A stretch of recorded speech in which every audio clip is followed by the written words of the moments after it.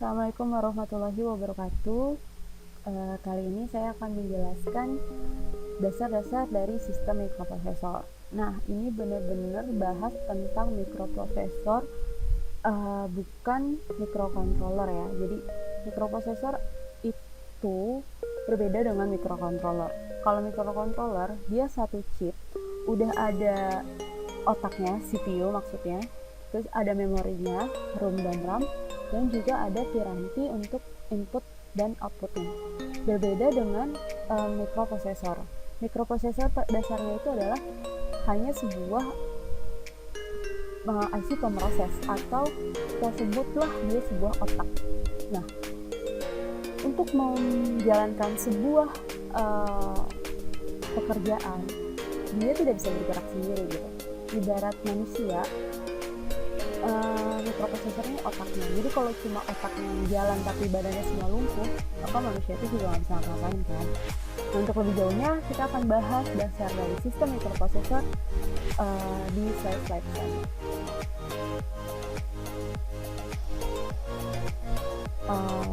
Kita akan mulai. Nah, tadi udah dibahas sedikit tentang apa sih kalau misalnya mikroprosesor itu. Jadi kalau diibaratkan manusia, otak manusia ini merupakan berfungsi yang sangat luas gitu. Salah satunya untuk melakukan perhitungan matematika, berpikir secara logika gitu. Nah, fungsinya juga dikenal sebagai pemroses data, sehingga banyak dilakukan dengan mulai dari menyimpan informasi dan memanipulasi data. Dan otak ini bisa bekerja selama 24 jam secara terus-menerus, bahkan saat kita sedang tidur. Nah, selain otak, manusia itu juga dilengkapi dengan berjuta sensor yang ada di seluruh tubuhnya.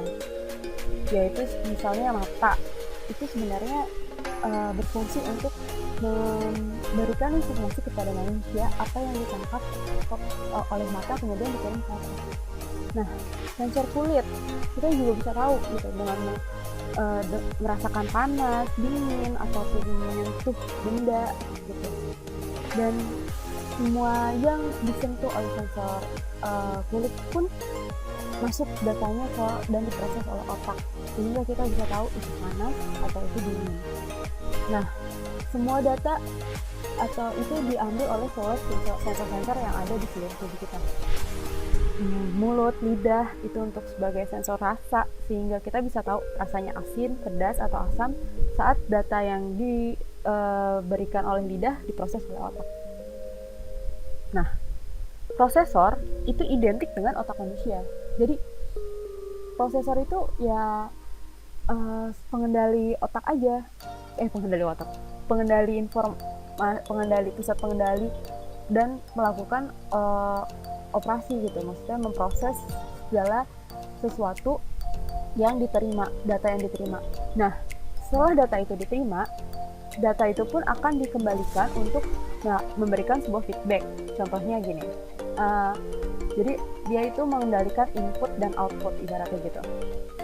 Aku akan memberikan contoh yang secara real, kita balikin lagi ke manusia ya. Misalnya saya akan menyeberang jalan. Ketika saya mau menyeberang jalan, maka saya akan menggunakan mata sebagai sensor penglihatan untuk melihat apakah ada mobil atau motor yang lewat. Nah, dengan menggunakan mata, maka saya akan memberikan data kepada otak saya bahwa tidak ada motor atau mobil yang lewat nih gitu. Maka dengan data bahwa mobil dan motor tidak ada, maka saya akan melewati atau menyeberangi jalan saat itu juga. Nah, ketika otak itu menyuruh jalan saat itu juga, maka otak akan menyuruh kaki untuk melangkah. Nah, outputnya adalah kaki melangkah gitu. Nah, kalau misalnya saat mata itu melihat ada motor atau mobil lewat, otak pun memproses data yang dilihat mata dan akan mengatakan bahwa jangan nyebrang dulu, jangan melangkah dulu tunggu sampai motor dan mobil itu lewat, seperti itu. Jadi outputan pun akan dipengaruhi oleh data inputan yang diproses oleh si prosesor itu, oleh otak manusia gitu. Nah, prosesor pun seperti itu, dia akan mengambil seluruh data dan memproses data tersebut untuk menentukan outputan dari inputan yang didapat, seperti itu. Nah, prosesor lebih dikenal dengan istilah mikroprosesor. Saat ini kecepatan prosesor itu luar biasa, mencapai gigahertz ya. Hertz itu adalah ibaratnya kecepatannya tuh kecepatan dalam 1 detik. Jadi bayangin 1 giga tuh berapa juta, berarti ada segitu banyak instruksi yang dikerjakan dalam 1 detik. Bayang banget kan gitu. Nah, penentu kecepatannya itu adalah clock yang dipasang oleh mikroprosesor. Nah, sebenarnya ini tuh bakal banyak berkaitan sama materi-materi sebelumnya. Kalau misalnya kalian ingat, kita belajar tentang flip-flop, jenis-jenis flip-flop, terus register, counter, dan kawan-kawannya, itu kan ada clock kan. Clock juga sebagai salah satu yang menentukan gitu. Karena apa? Karena emang clock itu yang memberikan trigger kepada suatu chip untuk ayo kamu mau kerjain sekarang atau enggak datanya, prosesnya gitu. Jadi datanya itu bakal masuk, diproses, itu juga tergantung sama clock yang dipasang gitu. Kalian inget gak sih misalnya waktu kalian bikin, kalian kemarin bikin tentang yang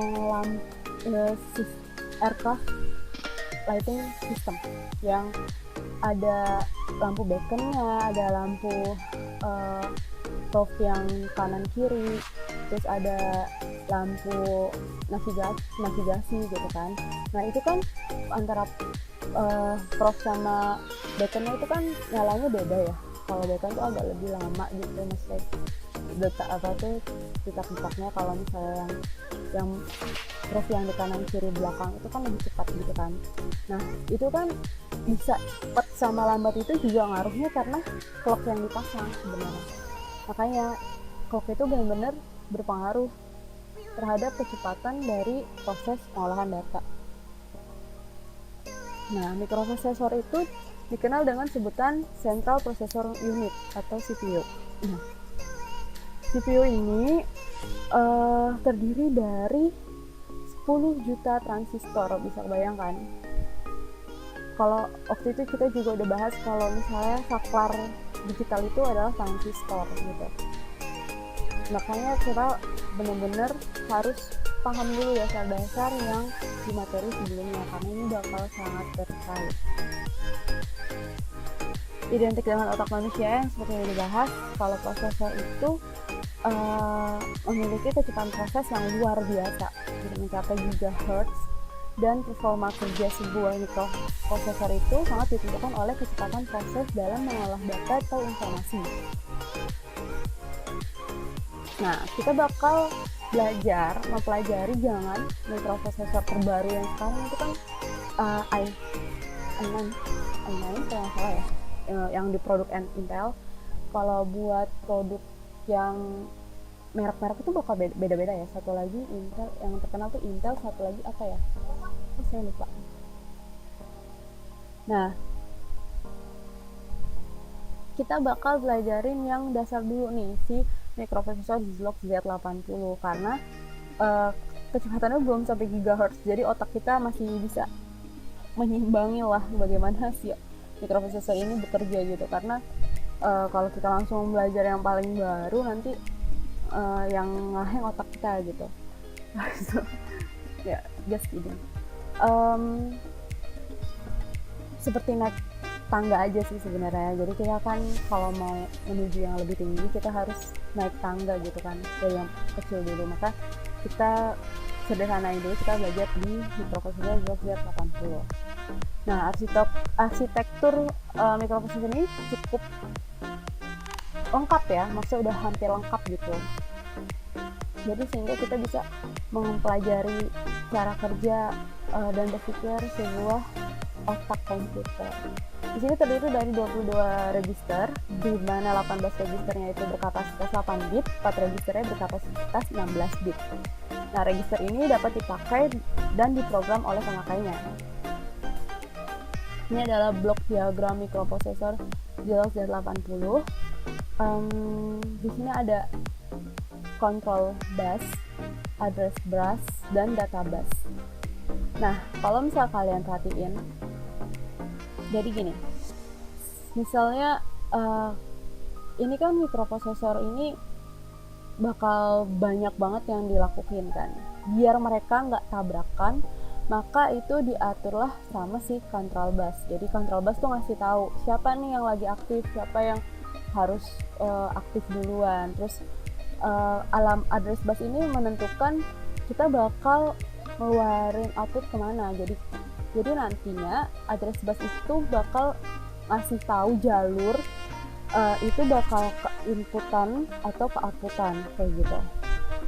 Nah, kalau misalnya data bus itu adalah apa yang mau dibawa gitu. Jadi misalnya tadi tuh kita mau anggap misalnya pintu otomatis gitu kan. Pintu otomatis itu berarti kita ada sensor buat ngedetek orang datang, terus juga ada aktuator motor buat ngebuka pintu itu gitu, menggerakin pintu itu buat kebuka. Nah, address tentang sensor itu ada di mana, terus address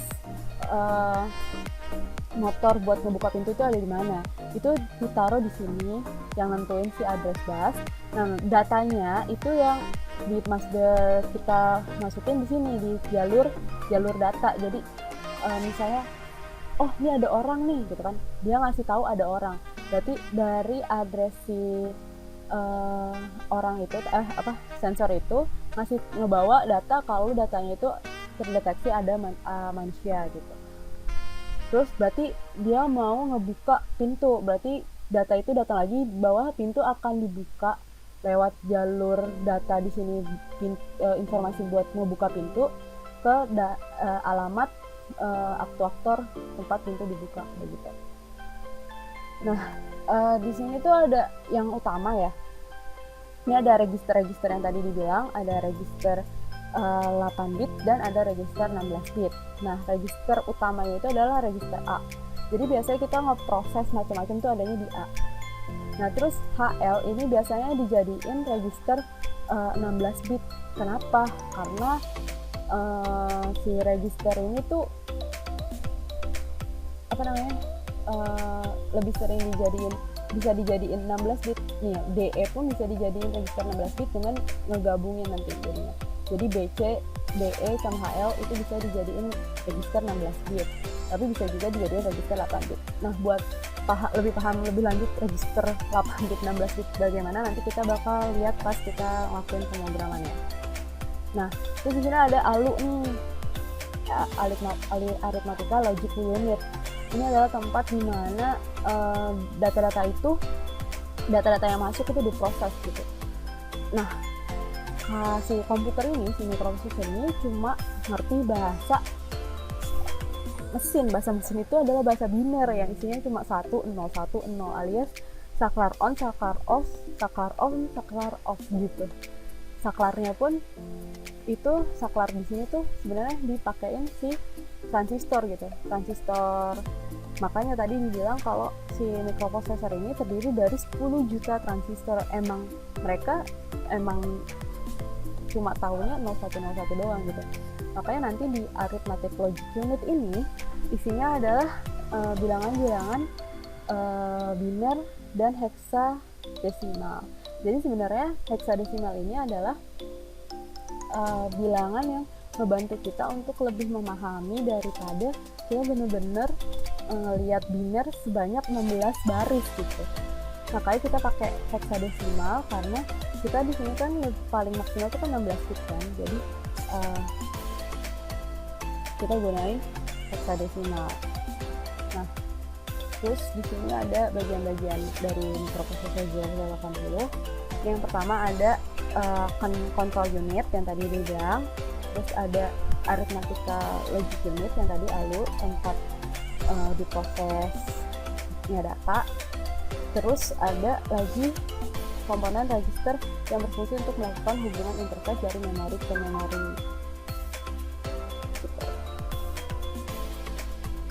Nah, di sini ada unit control. Kalian bisa baca, itu fungsinya untuk memberikan arahan, mengontrol apa yang harus dilakukan di bagian ALU, dan outputnya juga ngasih tahu gitu, mengatur aktivitas bagian-bagian perangkat CPU tersebut. Nah, terus buat register instruksi itu ada opcode instruksi. Saat itu digunakan untuk menentukan operasi mikro mana yang akan dilakukan selama siklus eksekusi. Jadi nanti register instruksi itu ada opcode-opcode-nya. Nanti kita bakal bahas lebih lanjut di next pertemuan. Di sini juga ada sinyal kontrol untuk mengontrol bus. Nah, tadi udah dibahas sedikit kan tentang bus-busnya itu apa. Sinyal kontrol itu terdiri dari dua, ada sinyal yang menyebabkan data dipindah dari register satu ke register lainnya, ada sinyal yang dapat mengaktifasi fungsi-fungsi ALU tertentu. Terus juga ada flag. Flag ini diperlukan oleh unit kontrol untuk menentukan status prosesor dan hasil operasi ALU sebelumnya. Nah, ini adalah ALU. Tuh, ALU ini adalah bagian pengolah bilangan biner dari sebuah mikroprosesor. Jadi benar-benar dia yang mengolah data yang masuk.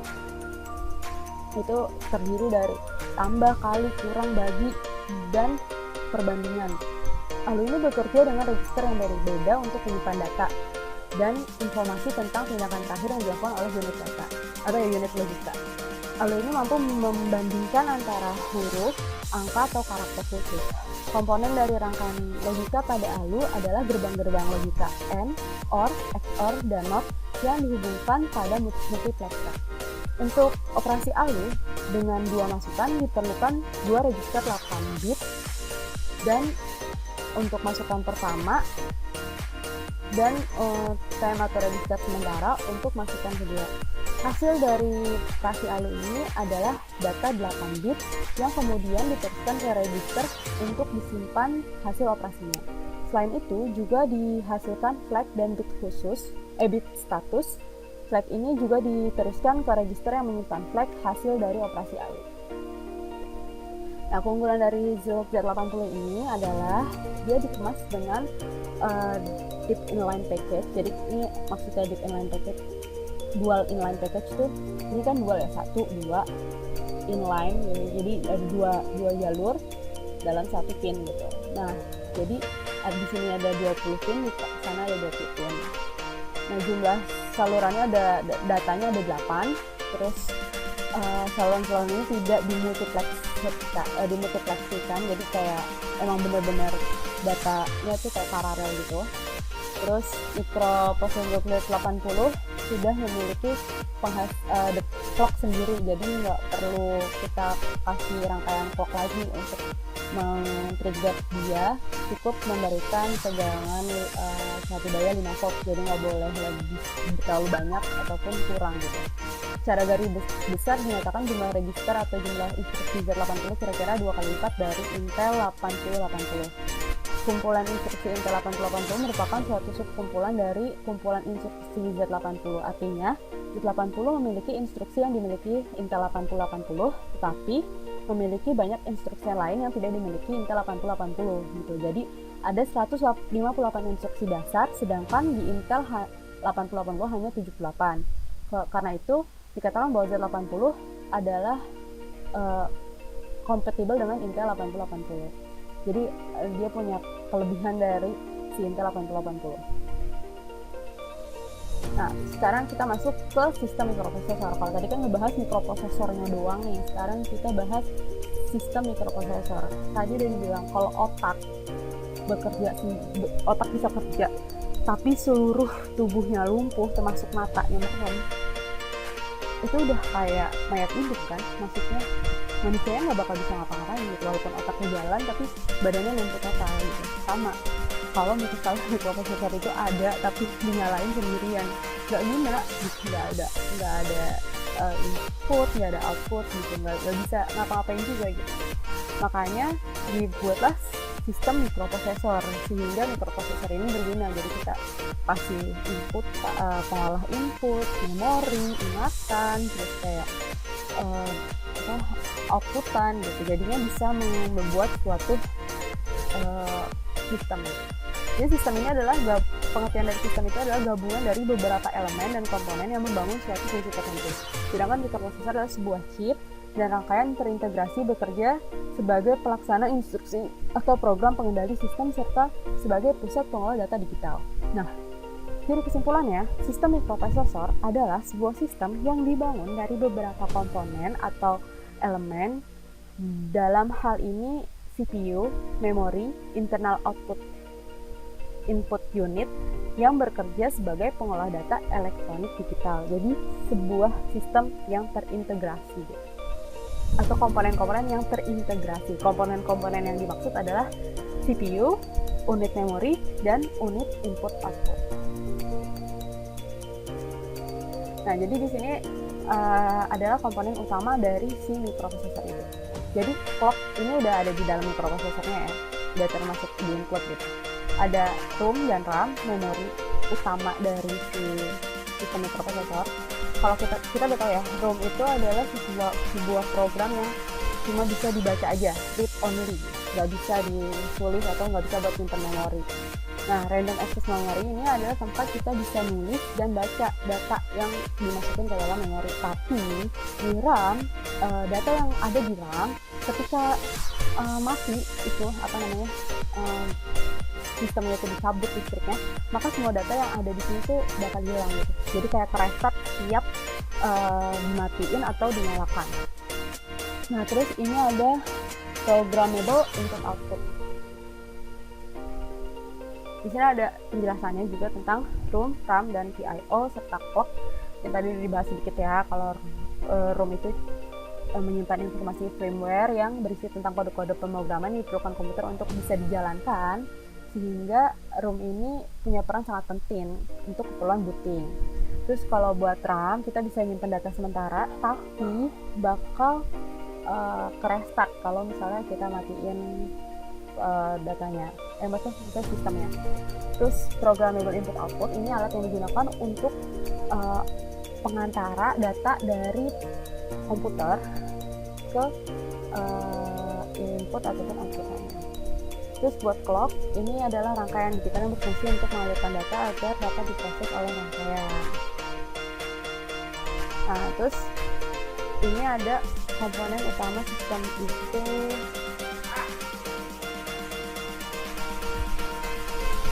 blok diagram sistem mikroprosesor. Jadi kira-kira kayak gini. Ada bus kendali, bus alamat, bus data. Di dalam CPU ini juga ada sistem bus kendali, bus alamat, bus data. Bus kendali itu bus kontrol ya, control bus, address bus, data bus. Data bus untuk RAM, dia kan cuma bisa baca doang, maka panahnya cuma satu. Dia bisa baca tapi nggak bisa ditulis gitu, nggak bisa masukin data ke dalam sini. Kalau RAM bisa ditulis, bisa dibaca, jadi arahnya tuh dua arah. PIO juga kan, kita CPU nyuruh dia jadi outputan, berarti dia ngasih data. Terus kalau ketika PIO ngasih inputan, berarti dia lagi ngebaca data atau ngasih data dari sini ke sini, jadi arahnya dua arah. Jadi kita harus perhatiin di sini ya, ini arahnya ke satu arah, ini RAM dua arah, PIO dua arah kalau buat bus data. Nah, buat bus alamat itu ya dia lebih ke ngasih tahu gitu. Ini PIO itu alamat berapa, RAM alamat berapa, ROM alamat berapa, sehingga nanti si CPU tuh nggak bingung mau siapa sih, mau dikirim kemana sih data ini tuh, mau dikirim kemana, mau dikirim ke RAM, ROM atau PIO. Nah, bus kendali pun sama, dia berfungsi untuk mengaktifkan si RAM, ROM atau PIO gitu, yang akan diproses oleh si oleh CPU. Dan clock inilah yang menentukan kecepatan dalam pemrosesan data tersebut. Gitu. Jadi sistem bus itu adalah yang mengatur atau saluran yang mengatur dalam si sistem mikroprosesor ini. Tadi udah dibahas sedikit ya. Kalau bus data itu dua arah, masuk dan keluar, kecuali yang di ROM itu satu arah. Terus jumlah salurannya ada 8 bit, bus alamat itu 16 bit, bus kendali itu ada 10 sampai 12 bit, tergantung dari kita pas lagi ngerancang mikroprosesornya. Itu bakal kita bahas ke pertemuan selanjutnya. Nah, bus data itu bersifat bidirectional. Data bus terdiri dari 8, 16, 32, 64 tergantung atau lebih saluran paralel. Jadi tergantung dari jenis mikroprosesornya. Terus untuk Z80 terdiri dari 8 saluran. Jadi sebenarnya bus data itu bisa sampai 64. Cuman yang kita pelajarin cuma yang 8 bit, yang 8 saluran aja. Jadi mikroprosesor standar memiliki saluran bus 8 bit 2 arah. Artinya pada 8 saluran paralel dapat paralel dari NPU atau CPU keluar atau sebaliknya. Terus saluran bus data digunakan oleh CPU untuk membaca atau menulis data tentang lokasi memori, port, dan lain-lain. Banyak piranti akan terhubung pada data bus, namun hanya ada satu piranti yang tetap aktif dalam satu waktu akses. Kenapa bisa cuma satu? Karena dibantu sama control bus. Jadi dia yang ngasih tahu nih piranti mana yang aktif, apakah memori, apakah IO. Nah, buat bus alamat itu digunakan untuk menetapkan atau memilih satu lokasi memori atau satu lokasi yang dikehendaki untuk diakses. Misalnya kita bisa tahu jumlah bit address itu dengan rumus 2 pangkat n. Jadi jumlah lokasi memori itu bisa ditentukan dengan 2 pangkat n, di mana n itu adalah jumlah bit address bus. Buat control bus itu ada 4-10 saluran paralel. Nah, sekali lagi control bus itu benar-benar tergantung dari si perancang mikroprosesornya, si perancang sistem mikroprosesornya. Karena berbeda jalur paralel saluran pun akan